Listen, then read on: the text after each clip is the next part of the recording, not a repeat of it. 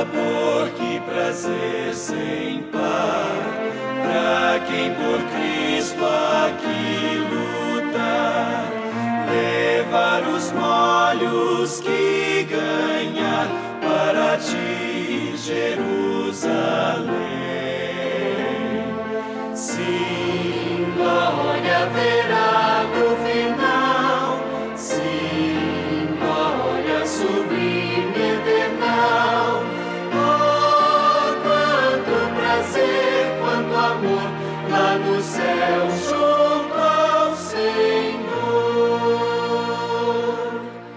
Doces canções entoaremos lá, grato louvor a Jeová, eternamente se ouvirá lá em ti, Jerusalém. Sim, glória haverá no final, sim, glória sublime eternal. Oh, quanto prazer, quanto amor, lá no céu junto ao Senhor. Puro e bendito prazer será, lindas mansões sim haverá, Cristo conosco se achará, lá em ti, Jerusalém. Sim, glória haverá no final, sim, glória sublime eternal. Oh, quanto prazer, quanto amor, lá no céu junto ao Senhor.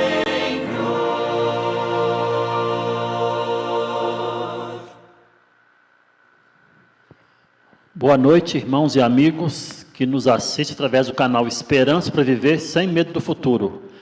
Mais uma noite nós estamos aqui com o intuito e a intenção de anunciar a mensagem do Senhor.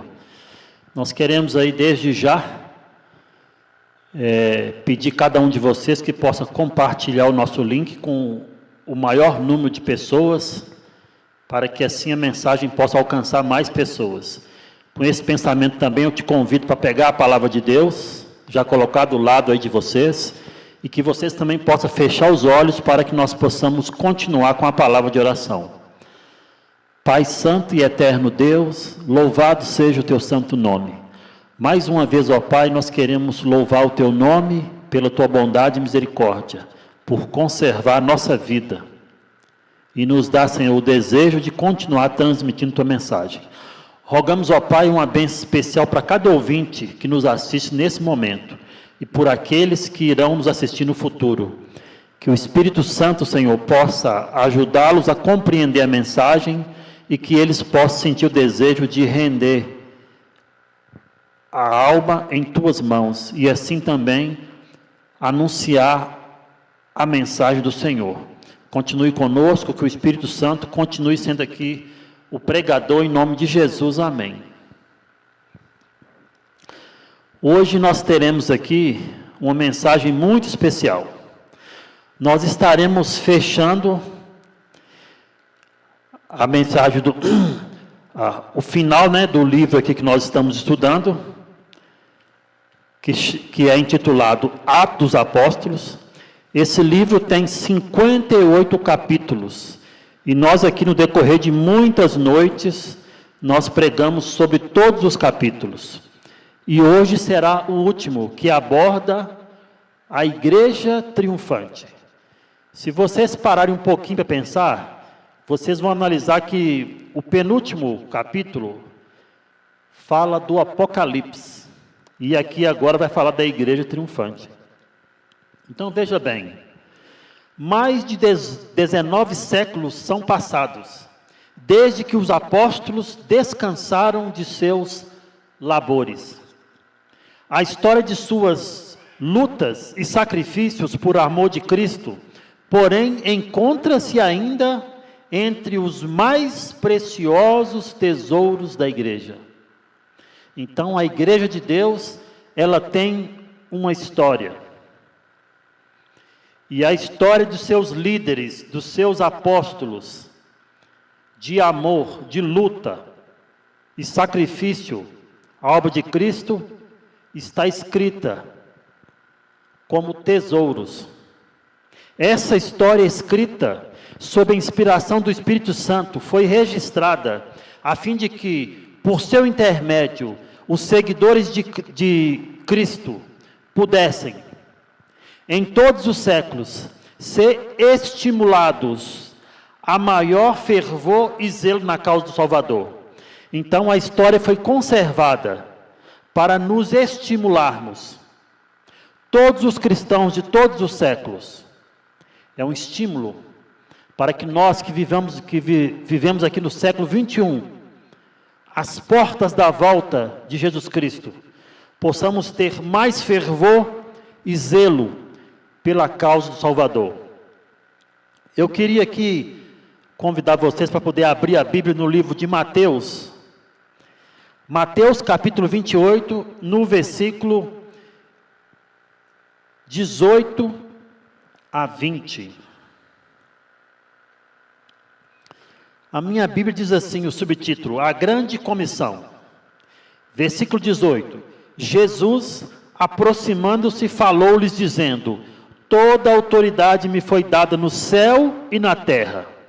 Ide, portanto, fazei discípulos de todas as nações, batizando-os em nome do Pai, e do Filho, e do Espírito Santo, ensinando-os a guardar todas as coisas que vos tenho ordenado. E eis que estou convosco todos os dias, até a consumação do século. O interessante aqui é que no verso 20, nos chama a atenção. Jesus, ele deu uma ordem explícita, ensinando-os a guardar todas as coisas que o próprio Jesus, vos ensinou e vos ordenei. Então, nós vemos aqui que os apóstolos ensinou aquilo que Jesus ensinou para eles, e o que Jesus ordenou. A comissão dada por Cristo aos discípulos foi cumprida, ao saírem esses mensageiros da cruz, para proclamar o Evangelho. Houve tal revelação da glória de Deus, como nunca antes fora testemunhada pelos mortais. Mediante a cooperação do Espírito Divino, os apóstolos fizeram uma obra que abalou o mundo. O Evangelho foi levado a todas as nações, numa única geração. E é por isso que aqui menciona que nunca antes fora testemunhada pelos mortais. Houve tal revelação da glória de Deus, como nunca antes fora testemunhada pelos mortais. Se nós pensarmos aqui um pouquinho na história de Pedro, depois que ele se converteu, Pedro, ao passar, as pessoas pegavam os enfermos e colocavam na estrada. A sombra de Pedro, quando passava pelos enfermos, eles eram curados. E é por isso que a inspiração nos deixa bem declarado que foram feitas tantas coisas maravilhosas, como nunca antes foram testemunhadas pelos mortais. Então aqui houve uma cooperação do ser divino com o ser humano. E vem mostrando que o Evangelho foi levado a todas as nações numa única geração. Gloriosos foram os resultados que acompanharam o ministério dos apóstolos escolhidos por Cristo. No começo de seu ministério, alguns deles eram homens sem instrução, mas sua consagração à causa de seu mestre era sem reservas. Ensinados por ele, alcançaram o preparo necessário para a grande obra que lhes foi confiada. E é muito interessante sabermos disso, que a Bíblia não esconde nada de nós. Ela aponta tanto os erros como os acertos. Então hoje, irmãos e amigos que nos assistem, não importa o seu grau de instrução, o seu status na sociedade. O que importa é você estar disposto a aprender de Jesus Cristo. E assim você vai ser usado por Jesus para continuar levando a mensagem do Evangelho para alcançar mais e mais pessoas. A graça e a verdade reinavam em seu coração, inspirando-lhes os motivos e regendo-lhes os atos. Traziam a vida escondida com Cristo em Deus, e o próprio eu perdeu-se de vista, submergindo nas profundezas do infinito amor. Os discípulos eram homens que sabiam falar e orar com sinceridade, homens que sabiam apropriar-se do poder do forte de Israel. Quão intimamente se achegaram a Deus e ligaram a sua honra pessoal à honra do trono do Senhor. Jeová era o seu único Deus, e sua honra era deles própria. A verdade dele era a sua verdade. Então, se nós que hoje vivemos no fim dos tempos, queremos continuar sendo mensageiros do Senhor, como os discípulos foram, então a verdade da palavra de Deus, a verdade que Jesus ensinou, ela tem que ser a nossa verdade, como foi também a verdade dos apóstolos.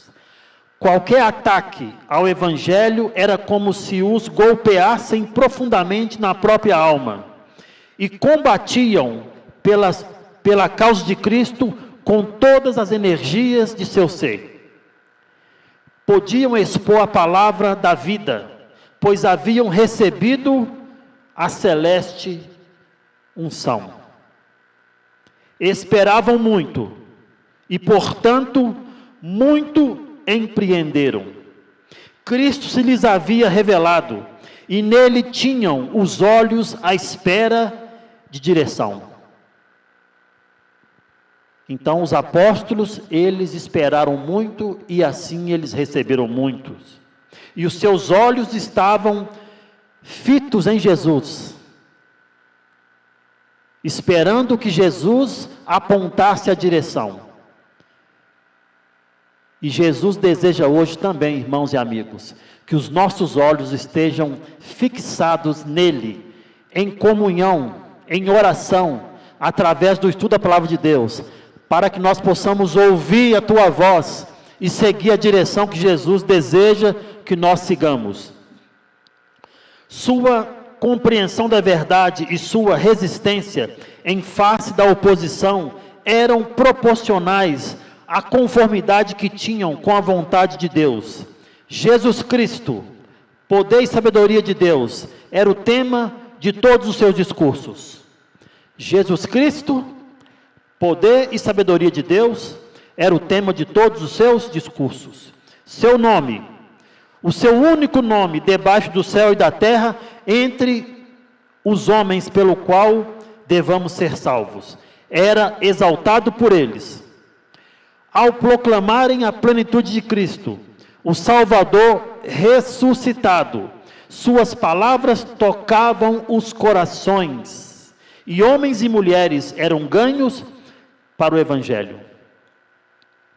O interessante é que multidões que tinham injuriado o nome do Salvador e desprezado seu poder, confessavam-se agora discípulos do crucificado. Não foi com o seu próprio poder que os apóstolos cumpriram sua missão, mas no poder do Deus vivo. Sua obra não era fácil. Os trabalhos iniciais da igreja cristã foram cercados por dificuldades e amargas aflições. Em sua obra, os discípulos encontravam constantemente privações, calúnias, perseguições, mas não reputavam sua vida por preciosa e regozijavam-se em ser chamados a sofrer perseguição por Cristo. Então eles entregaram a Cristo sem reserva.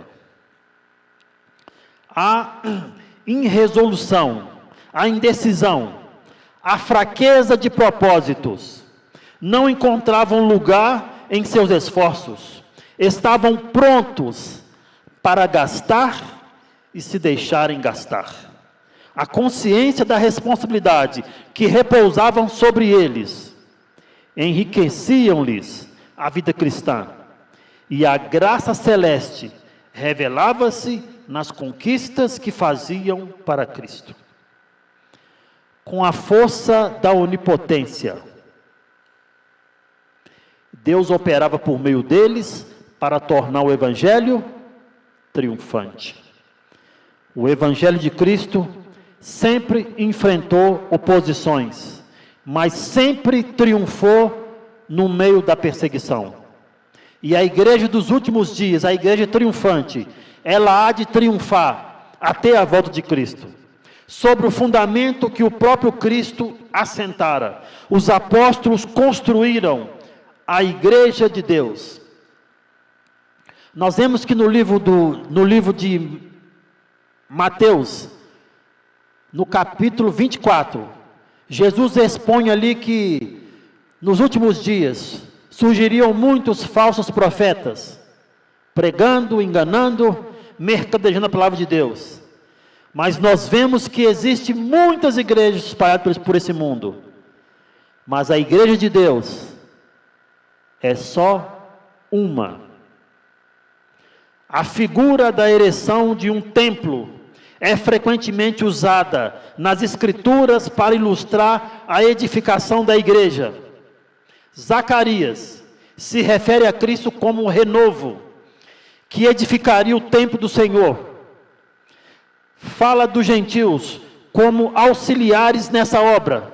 Aqueles que estão longe virão e edificarão o templo do Senhor. E Isaías declara: e os filhos dos estrangeiros edificarão os teus muros. Zacarias 6, 12 e 15. Isaías 60, versículo 10. Escrevendo sobre a edificação desse templo, Pedro diz: e chegando-vos para ele, pedra viva, reprovada, na verdade, pelos homens, mas para com Deus eleita e preciosa, vós também, como pedras vivas, sois edificados casa espiritual, sacerdócio santo, para oferecer sacrifícios espirituais agradáveis a Deus, por Jesus Cristo. 1 Pedro, capítulo 2, versículo 4 e o versículo 5. Nas pedreiras do mundo judeu e do mundo pagão, os apóstolos trabalharam, trazendo pedras para colocar sobre o fundamento.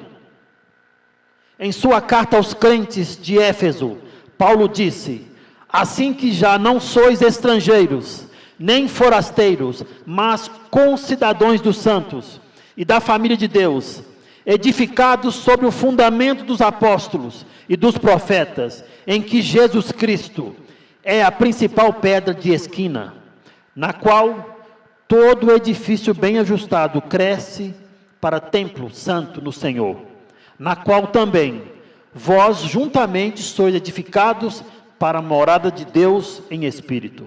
Efésios 2, versículo 19 a 22. E em Coríntios, Paulo também escreve: segundo a graça de Deus que me foi dada, pus eu, como sábio arquiteto, o fundamento, e outro edifica sobre ele, mas seja cada um como edifica sobre, mas veja cada um como edifica sobre ele, porque ninguém pode pôr outro fundamento, além do que já está posto, o qual é Jesus Cristo. Então o fundamento da igreja triunfante é Jesus Cristo, juntamente com a palavra de Deus e a sua doutrina. A doutrina que os apóstolos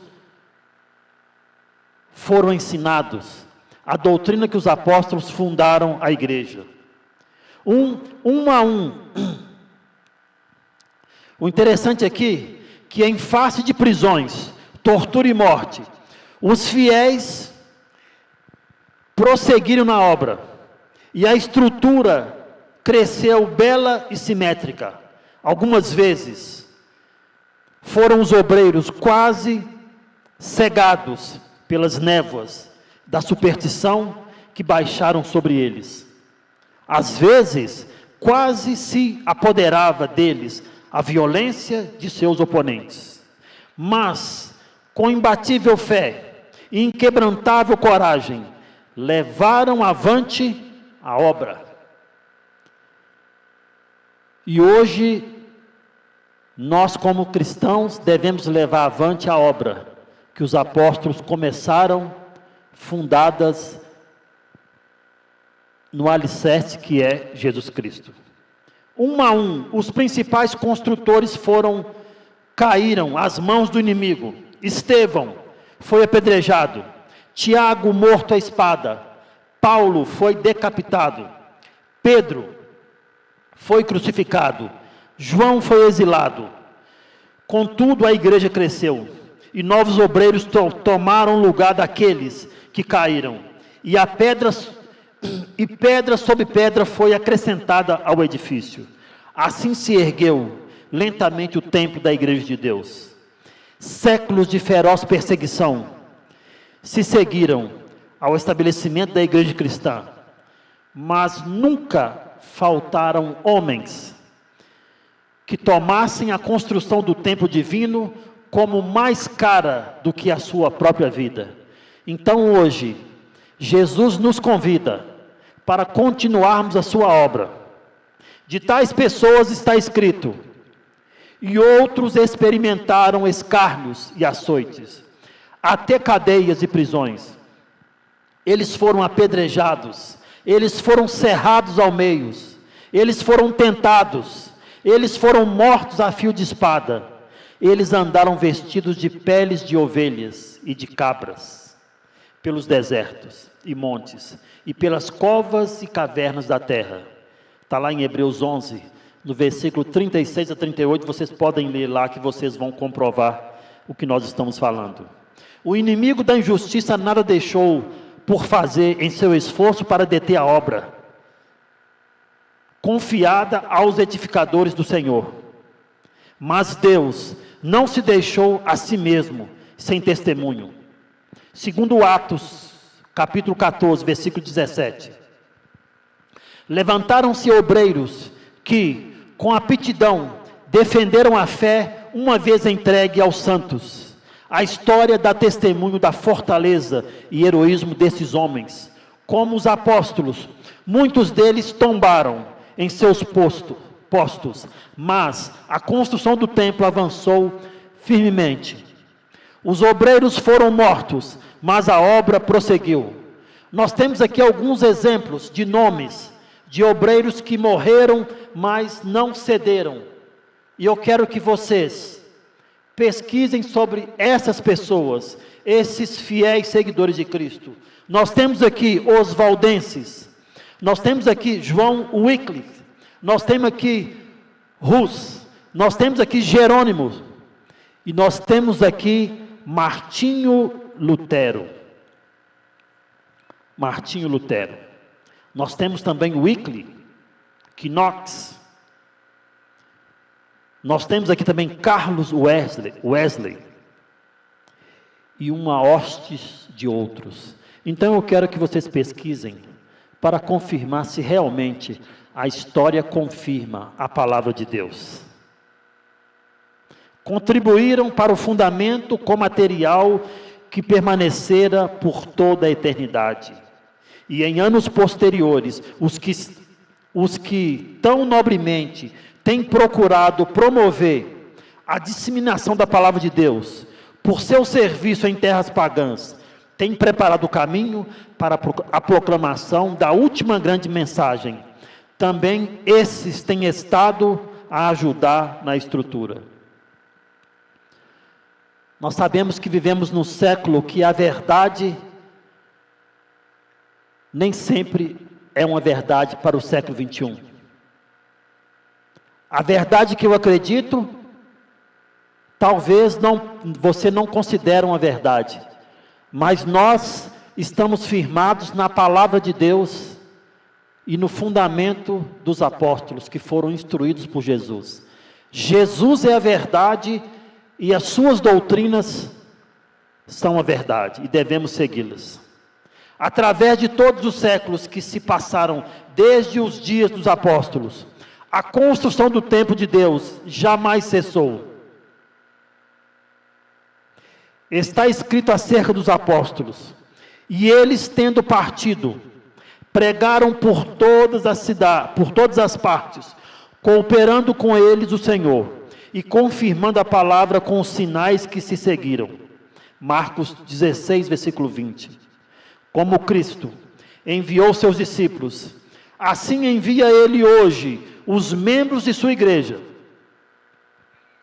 Então, como Cristo enviou seus discípulos, esse mesmo Cristo nos envia para continuarmos pregando a mensagem. E é por isso que nós estamos aqui, cooperando com o poder divino. Está-lhes reservado o mesmo poder que os apóstolos possuíram. Então, para todo fiel seguidor de Cristo, o mesmo poder que Jesus concedeu aos apóstolos, ele também está à nossa disposição. Está à nossa disposição. Ele nos ordena que vamos e falemos as palavras que nos dá, sentindo seu santo contato em seus lábios. Cristo confiou à igreja um sagrado encargo.